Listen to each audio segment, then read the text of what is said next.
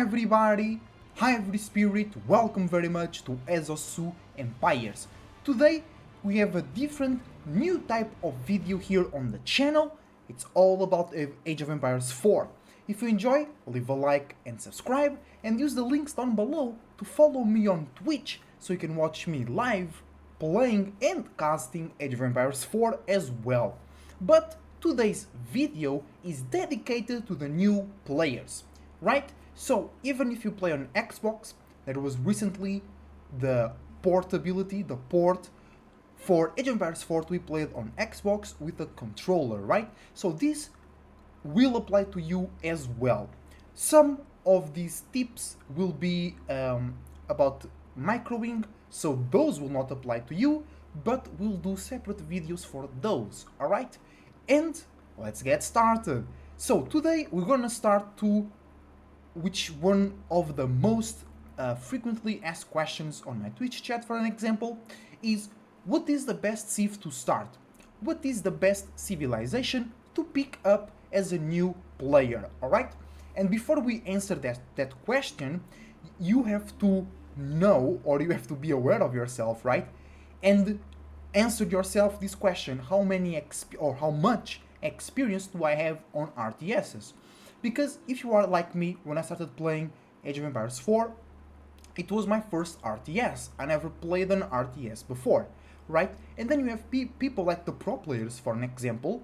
Some of them have been playing RTSs for 20 years. So going into Age of Empires 4 was not as a challenge to them as it might be for you, or like it was for me, because I had no RTS experience. So if you have already some RTS experience, you can pick some of the hardest civilizations and then learn its quirks and its tricks. But if you are new to RTSs, there are at least two great civilizations for you to start with. And the first one will be the English. So the English is a very easy civ to use. And when we talk about what is the best civ to use or the easiest to use, it not necessarily means that it's the easiest or the best to win games with, right? Because Age of Empires 4 has different win conditions, even win conditions that are not like landmarks, sacred sites, or wonder. If you damage your enemy eco while your eco is good, that's a win condition if you maintain that state of the game, for an example, right? And English doesn't necessarily is the best civ in the game to win games with, but if you are a new player, is the best for you. Why is that? First, the buildings or the bonus and landmarks of the civilization don't require a lot of thinking or a lot of decision making. For an example, the Chinese civilization, you can build multiple landmarks in the same age. You have to place certain things like the granaries and your villages as well in strategic places, so it requires more decision making and more experience, right? And the economical bonuses for the English don't require a lot of setup. You just build your mill, put your farms down there, and it's done, right? While with other civs, you need to either research a technology, do certain actions, get a certain unit, get to a certain point in the game. The English get that from the get-go, right? Then, English is also good for beginners because the military units you're going to be making don't require a ton of micro, so it's easy to go to battle with them as well. Other than that, one of your feudal age landmarks, the Council Hall, will produce any type of ranged units that are available to you in that specific age with 100% plus production rate, so doubling the production speed of those units. And that can be very good for new players because that allows you to lose units and quickly replenish the units, covering your mistakes or being able to defend as well, right? Other than that, or something that synergizes very well with that, is the fact that you have one of the best economies in the game throughout the game. Because there are certain civilizations with better economy than the English, but only when they reach Imperial or a castle, or only when they go for a technology, right?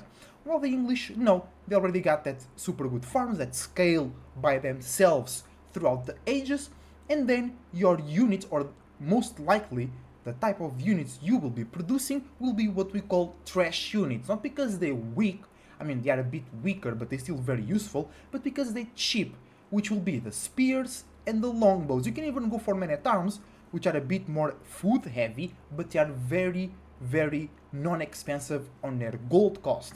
So, making a lot of units for the English is easier than for another civilizations. And that can help you cover mistakes or just overwhelm your opponent without doing too much. Alright, so wait, before we move on, also the English is perhaps the civilization with the best defensive bonus, because your town center shoots twice the number as arrows as the other town centers, only your main town center, right? If you make a second or a third town center, or if you age up with the king's palace in the third age, they will not shoot extra arrows, it will be just your main town center. Plus, whenever you're fighting close to your town center or close to your towers or keeps, your units will gain bonus attack speed. Every single unit, even your scouts, even your siege as well.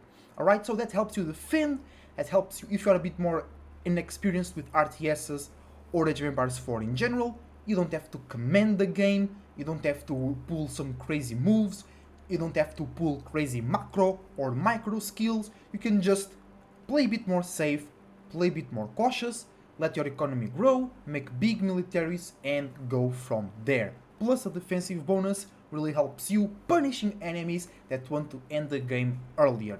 Right, so to resume, the English over here, to set up their economy doesn't require a lot of effort.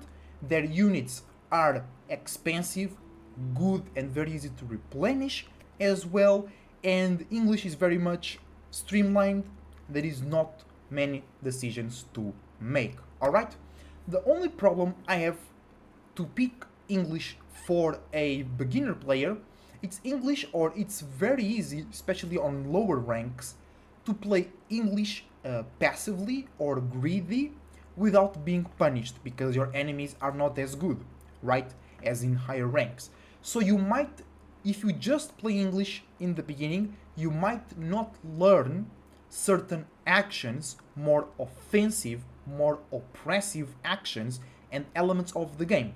So that's why for me the best civilization to start is the French. It's not the easiest, alright, but it's the best because it will teach you certain things that the English will not teach you, right? And what is it? It's the art of aggression, the art of map control, and the art of evaluating the risk between harassing your opponent and losing your military units. And that, but on a grander scheme, is learning how to balance your own focus as you are playing between micro military units and micro, aka macro, your economy. Because many new players, they might be attacking the enemy woodline, for an example. They might be focusing a lot in killing villagers with their early units, but then they forget to move villagers around or to move 5 villagers from gold to wood or whatever it's necessary for their economy. And with the English, it's not that hard because your game is mainly economic, it's mainly passive.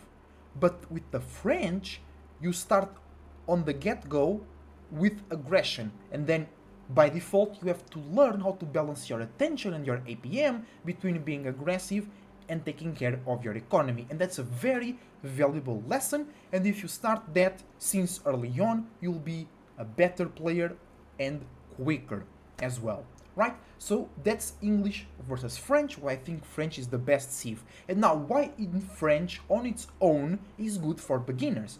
Because you have a lot, not a lot, but you have some very good economical bonus, which are faster villager production, which helps with your bad macro.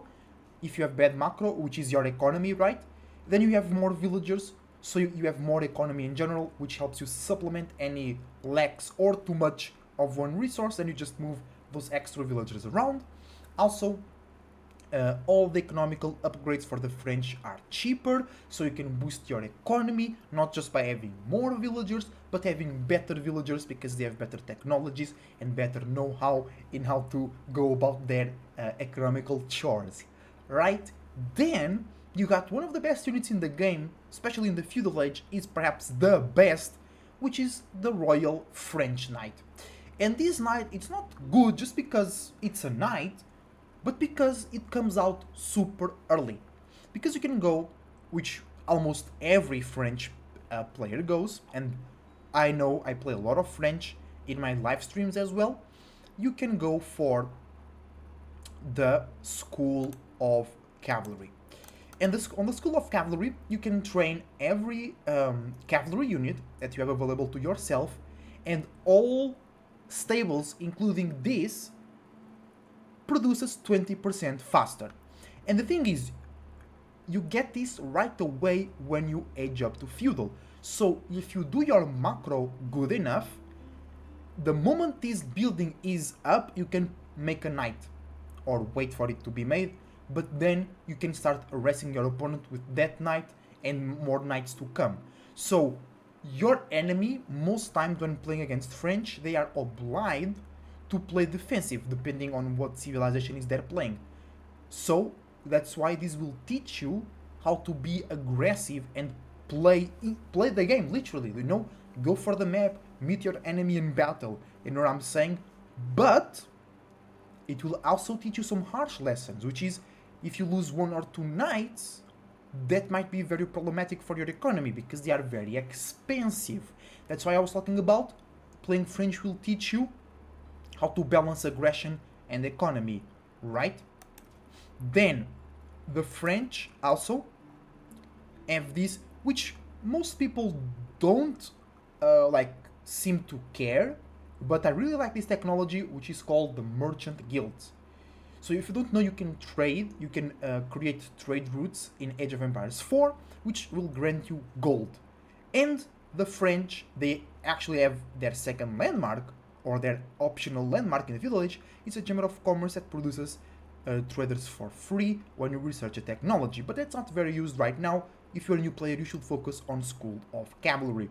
But this trade can really boost up your economy even further because every active trader will generate 1 gold every 6 seconds, right? So it will just be a even bigger boost to your economy, which is, I think it's really, really great. I think no other civ has that type of technology, and it's unique and interesting here for the French, all right? So that's all, guys. If you are a new player, okay, just a bonus, right? If you are a new player to AoE 4 but you already have RTS experience, I would recommend the Abbasid Dynasty. Alright? It's not as easy and as frontline to use as the English or the French, but if you already have RTS experience and you want to learn about AoE 4, Abbasid is a civilization for you because they can play in many ways. They have a lot of units, a lot of technologies, a lot of different bonuses, but in most games you will not have them all. You have to learn how to change and choose your upgrades and units as the game requires it to do.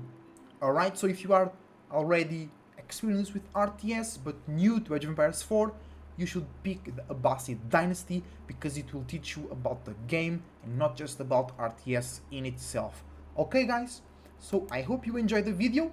Tell me in the comments down below what you think about my opinions, what you think is the best civilization to start playing AoE 4 as a new, fresh player. Alright, English and French, really good to pick up from the start. English will teach you more about economy and defense. French will teach you more about aggression and balancing your aggression with your economy. And if you are more experienced into the RTS genre, but you are new to Age of Empires 4, you'll go for the Abbasid Dynasty because it will teach you a lot about AoE 4 in general. So, thank you for watching, please leave a like, Please subscribe and follow me on Twitch to watch me live. Till the next time, Esoteric Cloud Surfer, surfing out.